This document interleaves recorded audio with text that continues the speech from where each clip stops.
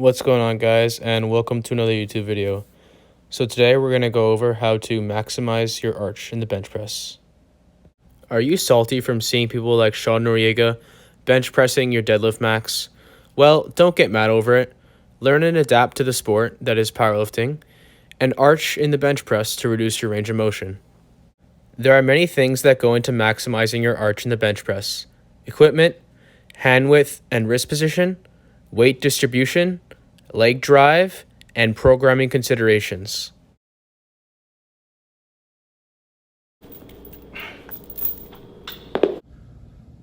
So, before we even worry about benching, we have to worry about having the appropriate equipment. Now, on regular commercial gym benches, it is basically impossible to execute the max arch grip bench press properly without yourself literally sliding off the back of the bench press. So in this case, we need to add the addition of some form of grip between your back and the bench press. Now, this can be done many ways. The first way, by simply chalking your upper back. The second way, which I use most of the time, is purchasing a bar grip shirt from A7, like I have on here. And that basically is the exact same thing as chalking your upper back. And the final way that you can add grip between your back and the bench is by using some form of band or multiple bands and kind of like putting it on the bench press, which will obviously make the bench a lot more grippy. Now, that's in terms of grip between your back and the bench press, but you also have to worry about grip of your feet.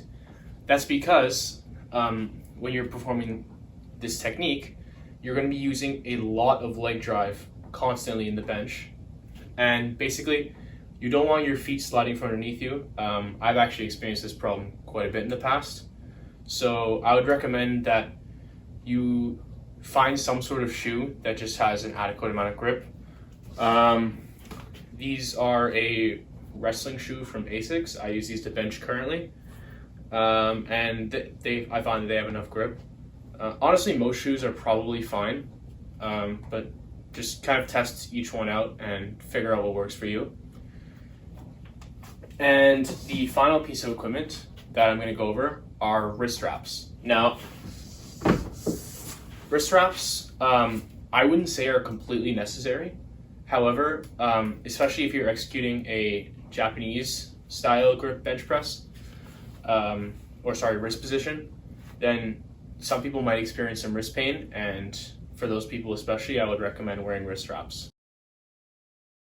The first thing you should do is lay down on the bench and grip the bar as wide as you can. A big mistake I commonly see is people instantly gripping the bar at max legal grip, which is index on the rings, when they don't even have enough mobility or stability in those positions in the first place. This simply results in shoulder/bicep pain and a weaker bench press. You need to gradually work your way into this position. Now, once you have your grip, do your best to try and mold your hands into the bar. And then once you have that down, cock your wrists back as much as you can without feeling any sort of pain. And finally, crush the bar as hard as you can to finish it off. Now you have achieved what is called a Japanese grip or a broken wrist position for the bench press.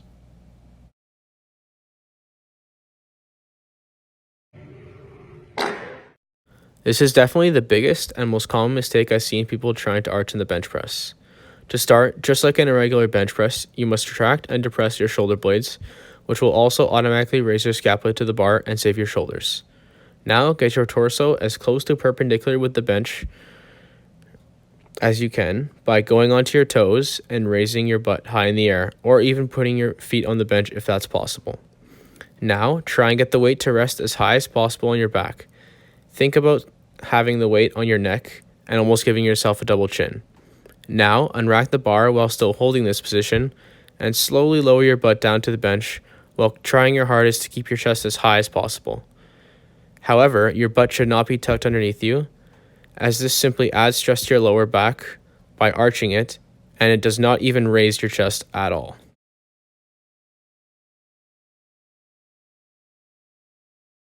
As I said before, your feet should not be underneath you. This simply gives you the false feeling of being tight, and rotates your pelvis, putting excess stress on your lower back. You should be using your legs entirely to put yourself backwards and raise your ribcage even more. There should be a constant leg drive that stays the same throughout the entire rep. I would actually recommend that the majority of people have their shins in a negative position to be able to do this properly, which basically means that your feet are in front of your kneecap and your knee is more than 90 degrees.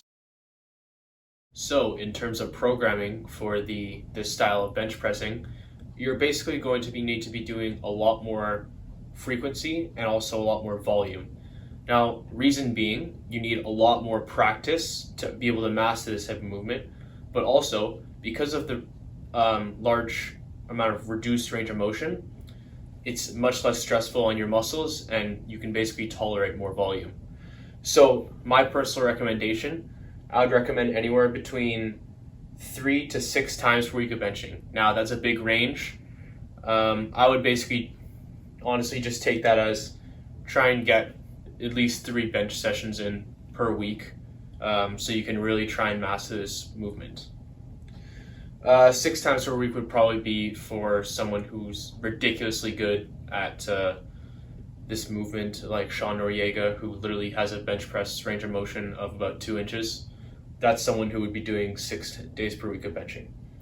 And in terms of the volume, I personally do anywhere between 15 and 25 sets per week, depending on what phase I'm in.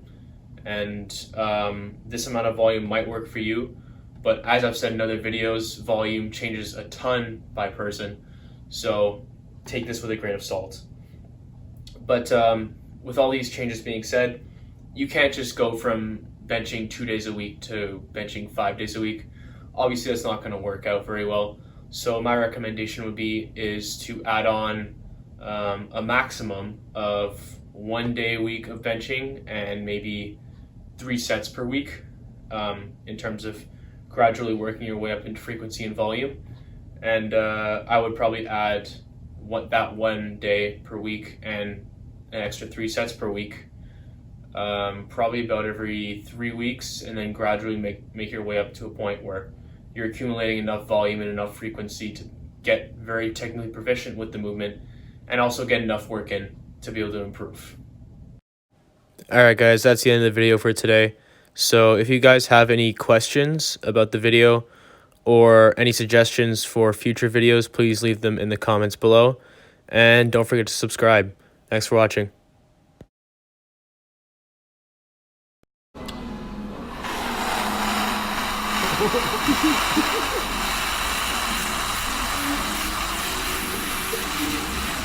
Do it for the whole drink. Do the whole drink.